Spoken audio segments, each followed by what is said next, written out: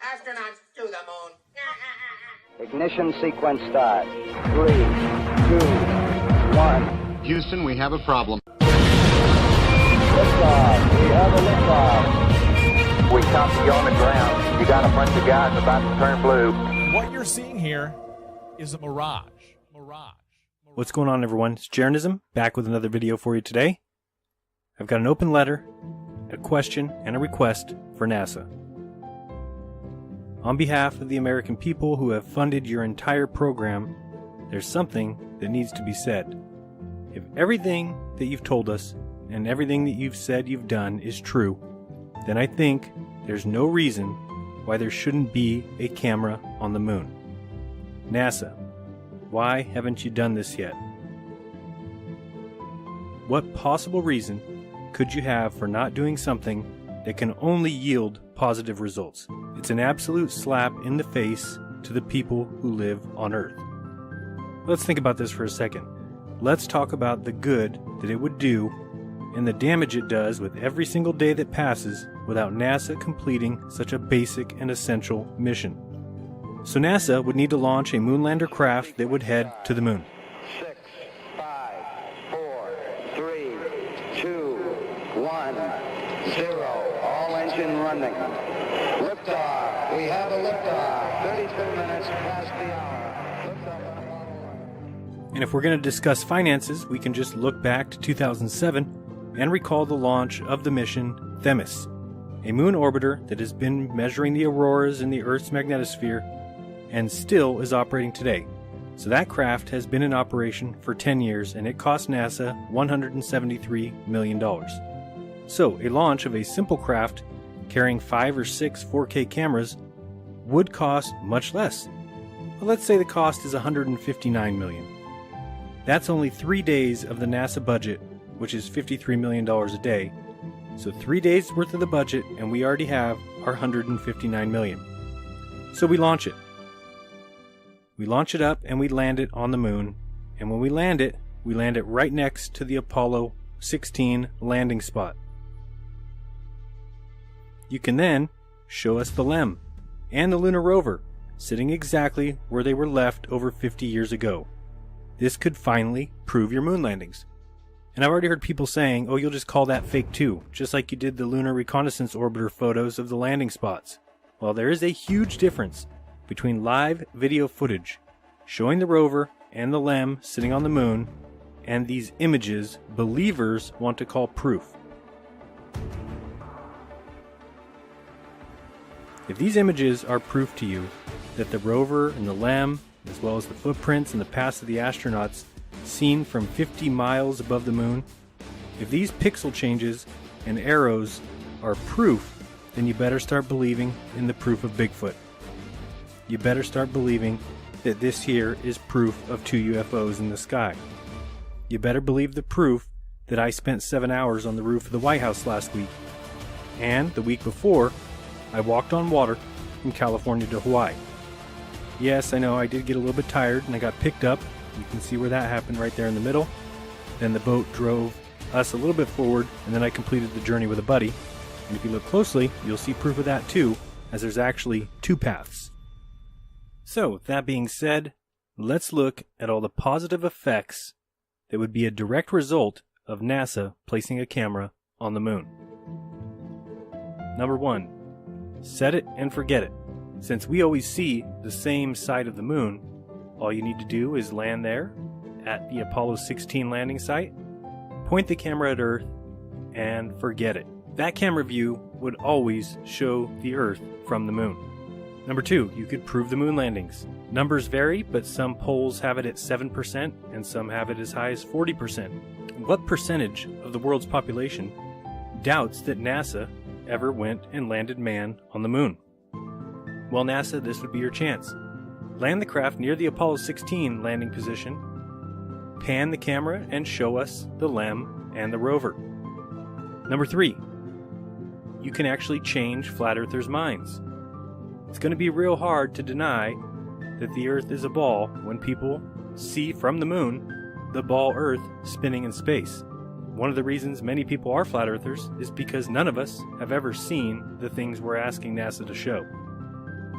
Number 4, it would be the first ever live stream of the Earth from space, seeing the Earth in its entirety. Number 5, it would be the first time we would get non-composite images of our Earth. How can there be no non-composite images taken of where we live? This would solve that problem. Number 6, it would be the first live stream from space to show the Earth spinning in space. Seems like something we should have already. We don't. This would solve that. Number 8, easy and clear proof and observed data, empirical evidence of what's going on during eclipses. No need for your misaligned diagrams, for your scales being incredibly off, for your backwards spinning Earths. This would show students, adults, parents, and teachers, everyone, exactly what's going on during an eclipse because you're watching live what's happening during an eclipse. Be it a lunar eclipse or a solar eclipse, we would get to see both from the moon. We would either see the moon's shadow appear on the Earth during a solar eclipse, or we would see the Earth block out the sun during a lunar eclipse. Number 9, think of the education opportunities that this presents. The time-lapse videos, the video footage, using it in schools, showing children rather than telling them exactly what's going on in the sky above them. Would you rather them read it in a book or actually see a live video going on as they learn in the sky above them? Number 10, payback. All of NASA's money comes from the citizens of this country.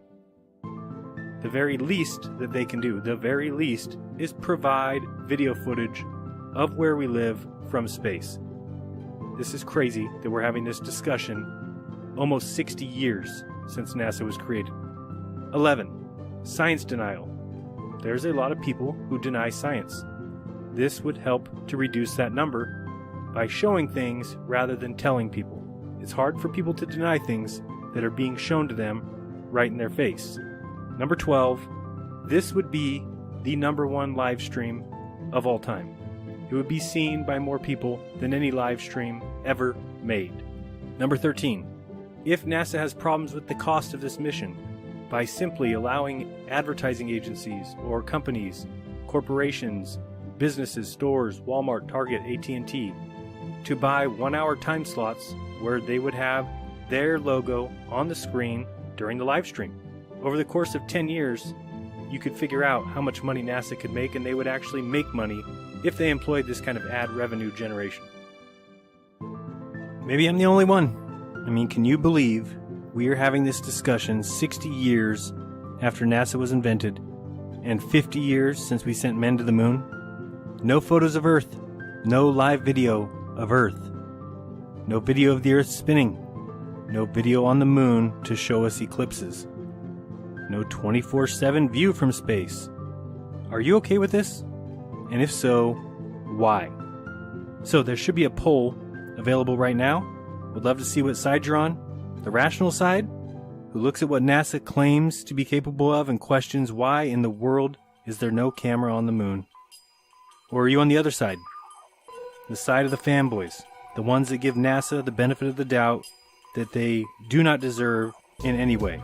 The side that continues to protect them rather than pressing them with issues like this. Make your pick. Do you stand with humanity? Or those who have enslaved the minds of humanity with lies and deception, with false teachings and make-believe heroism from agents in disguise? Hey NASA, why haven't you done this yet? Today we have with us a group of students among America's best. To you we say, we have only completed a beginning. The beginning. We leave you much that is undone. There are great ideas undiscovered.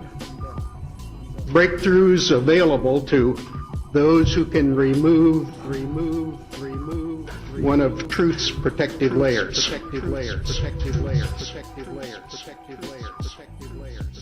So, do you want to know my opinion? It's only my opinion, but I honestly cannot begin to imagine how anyone can see this any other way. Because they can get you Curiosity on Mars. They can build you any satellite you want. They can land on comets and observe the sun from the Lagrange point. They can operate Voyager 1 and Voyager 2 13 billion miles away with no issue at all. They can fly through the rings of Saturn with Cassini and orbit Jupiter with Juno. But for some reason, they can't put a camera on the moon. They can't take a video of the Earth. So some of those are painted on. It is photoshopped, but it's has to be. The reason we have no videos, no pictures, no moon base, no photos is simple. Problem is we don't have the technology to do that anymore. We used to, but we destroyed that technology, and it's a painful process to build it back again. Because we can't get but a few hundred miles from Earth. NASA can't go anywhere, just like all of us. So rather than teach people to be good to each other, and help each other, and make life easier for each other, they tell you a story about a spinning ball flying through endless space around a giant ball of nuclear fusion, 1 million times the size of the Earth. In a universe 14 billion years old, in our Milky Way galaxy, 100,000 light years across, and the whole thing is filled with dark energy and dark matter and black holes, none of which has ever been observed. That's absurd. Well, we sit and we talk about things ahead of time. This is where you're using the window of the spacecraft to appear to be the Earth far away. And how, you ask? How does NASA get away with these lies? Because people love the fantasy. They will never ever see any piece of that fantasy in reality. They don't care. No one will ever stand on Mars. No one will ever travel in space. No one will ever go to the moon or to Jupiter or Saturn, because it's all a mental prison. And the inmates think the prison is home. If I'm wrong, NASA, put a camera on the frickin' moon. Why in the world haven't you done that yet? Had this analyzed, and this is the window, and you're in, and it's dated. Well, you're talking to the wrong guy. Why don't you talk to the administrator at NASA? We're passengers. We're guys going on a flight. We're not. I know for a fact that it's dated. And this. Be kind to each other. Don't lie to each other. Don't make up fantasy worlds and tell people it's reality. This has been Jeranism. Till next time. Peace.